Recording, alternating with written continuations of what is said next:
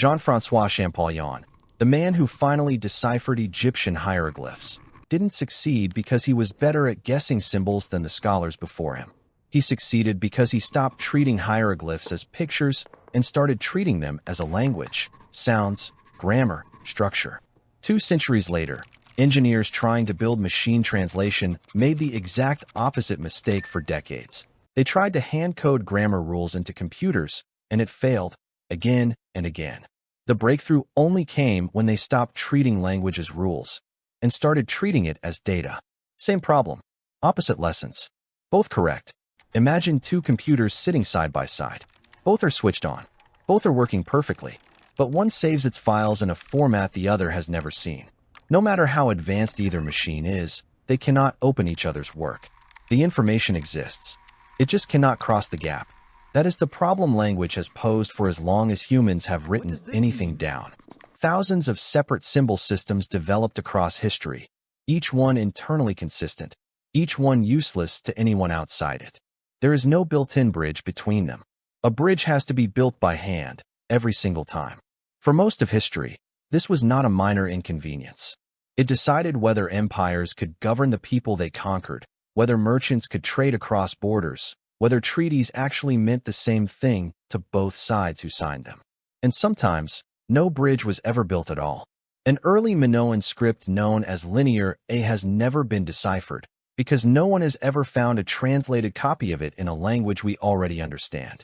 The knowledge inside it may simply be gone. The same problem still shapes daily life now, just at a smaller scale. A pharmacy label in a foreign country. A contract written in a language one side does not read. The wall is the same. Only the stakes have changed.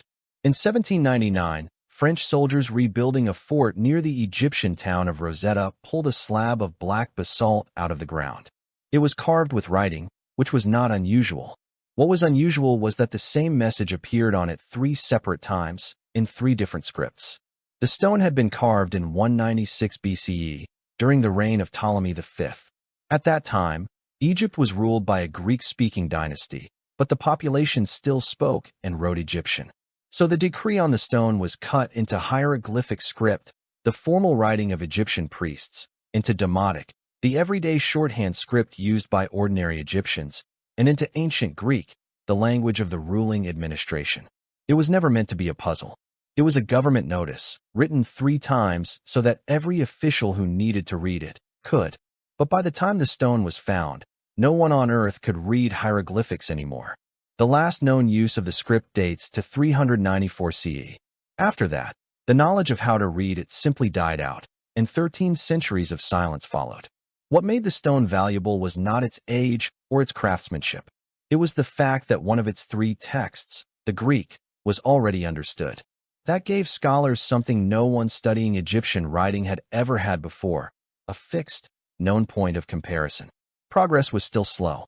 Thomas Young, an English physicist, made early headway by noticing that certain hieroglyphic symbols were enclosed in oval loops called cartouches, and guessing correctly that these marked royal names. But the real breakthrough came in 1822 from a French scholar named Jean-François Champollion. Champollion's insight was not just about matching symbols.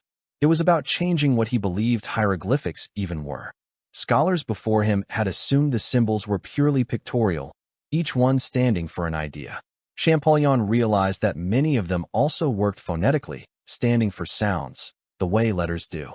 Once he treated hieroglyphics as a structured writing system instead of a collection of pictures, the Greek text on the stone became a key he could use to work out the rules underneath the Egyptian script. It took over 20 years of comparison, deduction, and testing to get there. But once the rules were worked out, they applied to every other piece of hieroglyphic writing ever found. One stone, carrying one repeated government decree, reopened 3,000 years of Egyptian history that had been sealed shut. Champollion cracked one ancient script using a single bilingual reference and 2 decades of human reasoning. 2 centuries later, engineers trying to get computers to translate language attempted something similar, and it did not work. Starting in the 1950s, researchers tried to teach machines the rules of grammar directly. The most famous early attempt, the Georgetown IBM experiment in 1954, translated a small set of Russian sentences into English using coded linguistic rules, and it was hailed at the time as proof that machine translation was close at hand. It was not. Real language turned out to be full of exceptions, idioms, and context-dependent meaning that rigid rules could not capture. For decades, rule-based translation kept hitting the same wall, no matter how detailed the rules became. The shift that eventually worked was not better rules. It was a different approach entirely.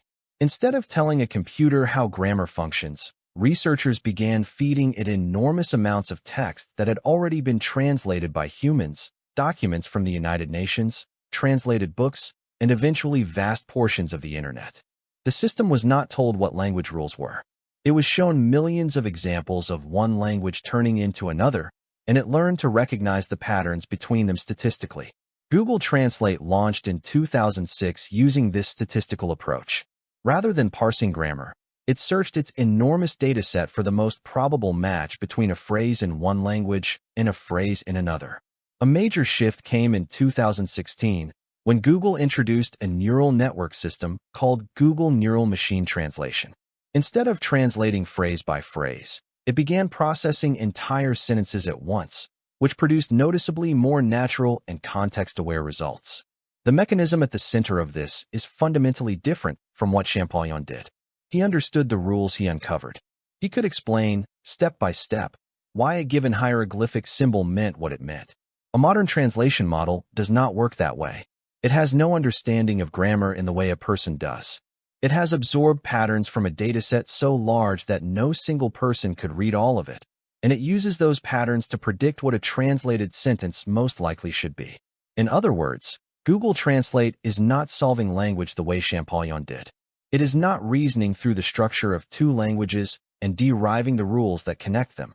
It is recognizing correlations across a dataset built from billions of examples of humans already having done the translating.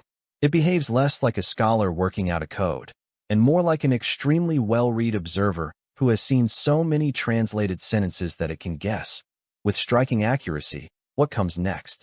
Strip away the stone tablet and the software, and both of these solutions are built from the same basic material.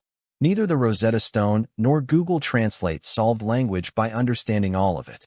Both worked by taking a known correspondence between two languages and using it to infer everything else.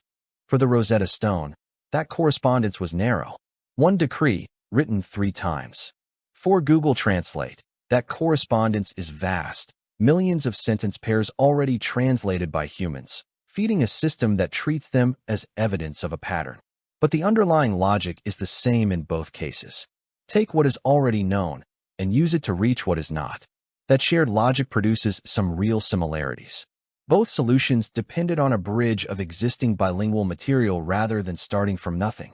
Both treated translation as an act of inference, working from known examples toward unknown cases, rather than swapping words one for one.